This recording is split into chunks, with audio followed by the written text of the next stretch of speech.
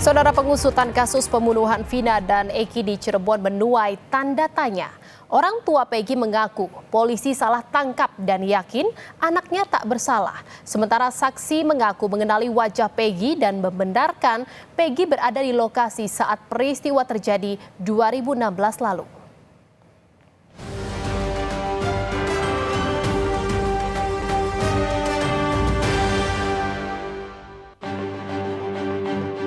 Kasus pembunuhan Vina dan Eki di Cirebon, Jawa Barat masih menjadi teka-teki.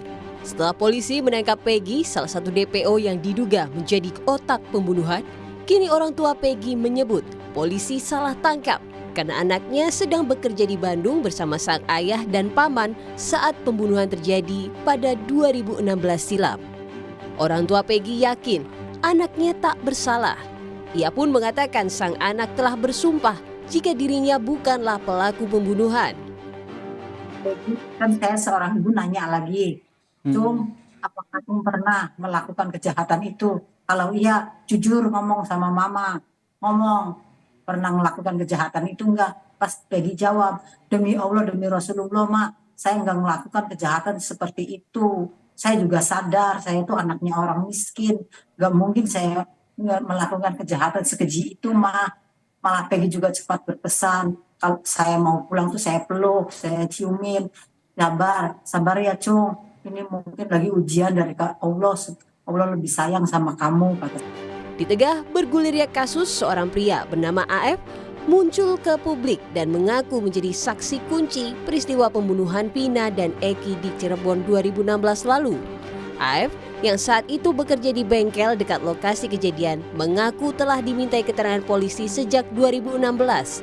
Ia mengaku mengenali wajah para pelaku termasuk DPO karena mereka kerap nongkrong di rumah depan bengkel tempatnya bekerja. AF pun menyatakan Peggy berada di lokasi saat peristiwa terjadi.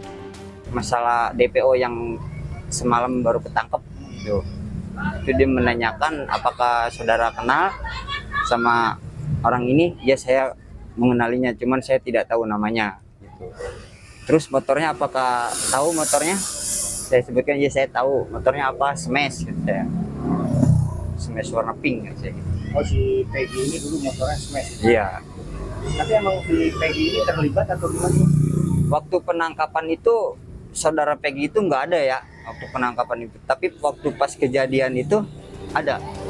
Sementara kuasa hukum salah satu terpidana kasus Vina Saketatal yakni Titin Prialianti mengaku tak mengenali sosok AF yang mengaku saksi kunci kasus ini. Melalui pesan singkat ke Kompas TV, Titin menyebut AF tidak hadir di sidang sehingga tak mengenalinya. Titin menambahkan pihaknya ingin tahu jika peninjauan kembali apakah AF bisa dihadirkan atau tidak. Kasus pembunuhan Vina dan Eki masih terus bergulir. Sorotan publik kini mengarah kepada kepolisian yang menangani kasus pembunuhan Vina dan Eki. Keseriusan dan transparansi polisi jadi harapan besar guna mengusut tuntas kasus yang terjadi 8 tahun silam. Jangan sampai dugaan kesalahan prosedur dalam penanganan kasus ini justru menjadi bumerang yang mempertaruhkan kredibilitas polisi. Tim Liputan, Kompas TV.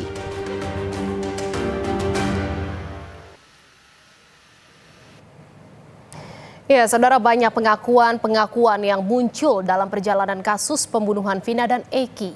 Polri dituntut bisa meluruskan seluruh spekulasi dan segera mengusut tuntas kasus ini. Dan kita akan bahas bersama penasihat ahli Kapolri, Irjen Purnawirawan Arianto Sutadi yang sudah bergabung bersama kami di Kompas Malam. Selamat malam Pak Arianto. Pak Arianto, kasus Vina ini masih terus bergulir dan juga menjadi sorotan banyak orang gitu ya. Banyak spekulasi yang akhirnya muncul di masyarakat seperti salah tangkap polisi, lalu para terpidana dan DPO ini yang tertangkap mengaku bukanlah pelaku sesungguhnya. Nah, menurut dari banyak kalangan ini, Polri harus segera meluruskan seluruh spekulasi ini. Apakah Anda setuju? Jadi begini, memang polisi harus memberikan klarifikasi apa yang sebenarnya terjadi. Karena di dalam suatu kasus ya, kasus ini pembunuhan ataupun ada orang mati, maka tugas pokok polisi adalah melakukan penyidikan. Artinya penyidikan itu adalah suatu serangkaian tindakan yang diatur dalam undang-undang ya, untuk mencari saksi, mengumpulkan barang bukti dan petunjuk dan sebagainya untuk menemukan tersangkanya. dan untuk menerangkan kejadiannya ini begini, kemudian saksinya ini, tersangkanya ini, dan kemudian hasil daripada penyidikan itu dirangkai di dalam suatu berkas namanya berkas perkara, dan kemudian berkas perkara itu akan diserahkan kepada jaksa, dan jaksa akan meneliti apakah berkas perkara itu siap untuk dijadikan dakwaan. Jadi tugas polisi itu sudah disaring oleh KUHAP, tidak sewenang-wenang gitu. Apabila kejadian langsung asal cari orang jadikan tersangka, itu tidak seperti itu. Begitu ada kejadian, polisi mencari itu tadi barang bukti, saksi dan sebagainya, dikumpulkan, kemudian serahkan jaksa. Jaksa kemudian akan meneliti ya, kalau memang patut untuk jadikan tersangkaan, diuji itu di pengadilan. Di pengadilan hakim akan mendatangkan semua tadi bukti-bukti ataupun keterangan saksi itu yang dimasukkan dalam berkas perkara itu, dicek kebenarannya gitu. Nah, dari baru di situ hakim akan memutuskan. Jadi yang memutuskan salah itu apa tidak itu hakim, dan yang menilai apa hasil kerja polisi itu adalah hakim itu gitu. Jadi bukan, kalau sekarang kan yang terjadi kan nggak seperti itu. Satu orang mengaku benar ngomong kemudian wah itu dianggap suatu kebenaran. Ini kasus ini ya Bu ya. Ini kan tahun 2016 kejadiannya.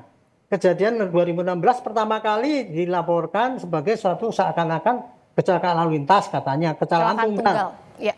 Nah, itu polsek yang lapor memberitahu kepada keluarga. Keluarga waktu dikasih tahu gitu terima pertama kali. Tapi kemudian ketika melihat kok nggak cocok dengan HP tidak rusak, terjadi luka di mana-mana, yang itu tidak cocok dengan kasus kecelakaan, makanya keluarga menuntut ke Polres, bikin laporan polisi. Nah, mendapatkan laporan polisi itu, Polres langsung sigap melakukan tindakan cepat gitu ya, sesuai dengan informasi yang didapat. Akhirnya waktu itu Kapolres bisa menentukan 11 orang tersangka, tetapi yang 8 yang ketangkap, yang 3 DPO. Nah, 3 DPO itu adalah keterangan daripada orang yang tertangkap itu mengatakan itu Pak pelaku utamanya yang 3 orang itu. Gitu Bu. Nah, Artinya kemudian, selama 8 tahun ini polisi sudah menjalankan kinerjanya sesuai prosedur dalam penanganan kasus ini, seperti itu Pak? sejak tahun 2016 polisi sudah melaksanakan tugas dengan baik. Karena apa? Buktinya perkara itu yang ditangani di Polres dan kemudian diambil alih di Polda sudah disidangkan, dan keputusannya terdakwa yang 8 itu semua dihukum, dan hukumannya cukup berat, seumur hidup, kecuali 1 orang yang karena masih di bawah umur sehingga itu cuma kena berapa tahun, saya tidak tahu ya, 8 tahun atau berapa itu.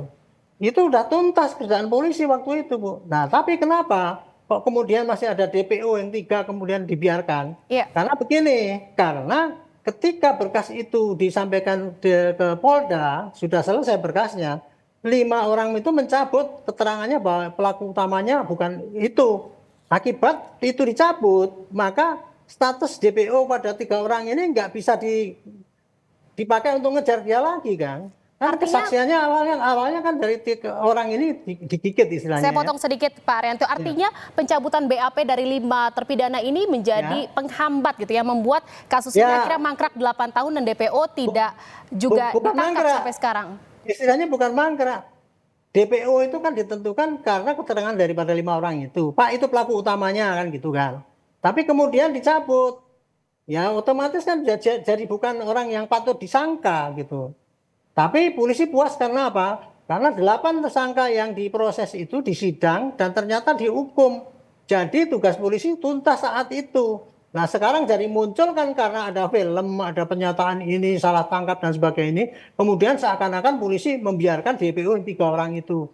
Karena yang jadi pertanyaan juga Pak Arianto, yang jadi pertanyaan juga akhirnya terpidana yang sudah menjalani hukuman dan mengatakan bahwa dia ini tidak terlibat sebenarnya. Dia mengaku dia pelakunya karena ada intimidasi dari polisi ini.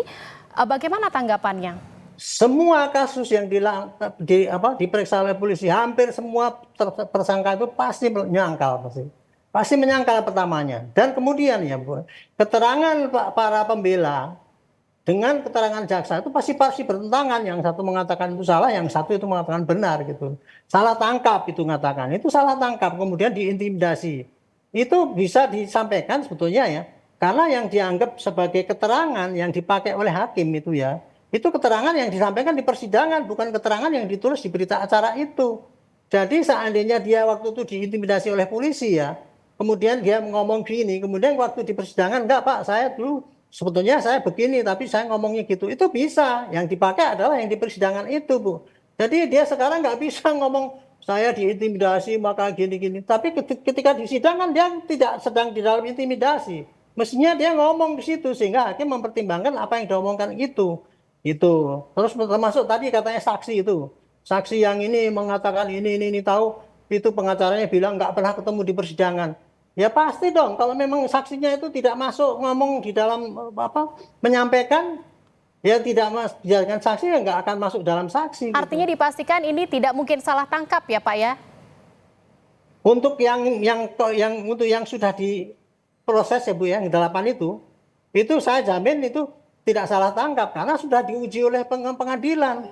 Kalau kita tidak percaya dengan pengadilan ya jangan itu dong. Cuma keterangan sendiri itu, walaupun kuasa hukum akhirnya mengungkap ada kejanggalan-kejanggalan dalam ya, fakta di persidangan seperti itu Pak? Kejanggalan di fakta persidangan itu ranahnya bukan kemudian diomong-omongan sekarang itu pengadilan nggak adil.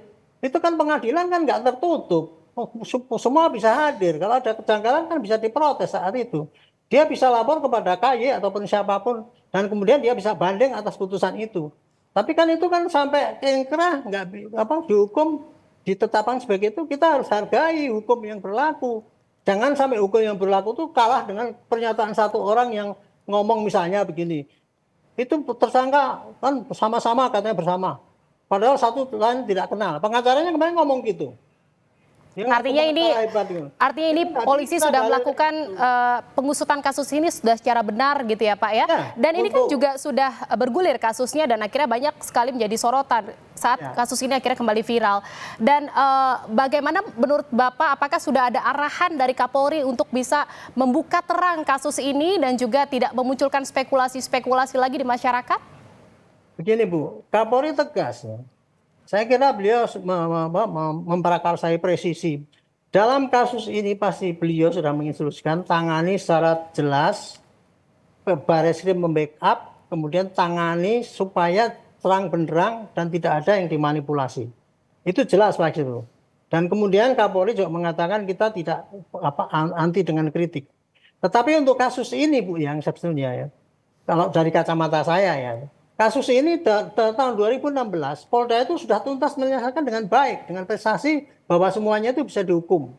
Tetapi kemudian muncul karena adanya film itu ya. Kita tidak benci dengan film itu. Singkat saja ini ada desakan juga dari banyak pihak untuk bisa menghadirkan semua orang yang buka suara di kasus ini untuk bisa dihadirkan kembali dan dimintai keterangannya sejelas-jelasnya agar semua bisa terungkap. Apakah ini bisa terjadi atau memungkinkan untuk dilakukan?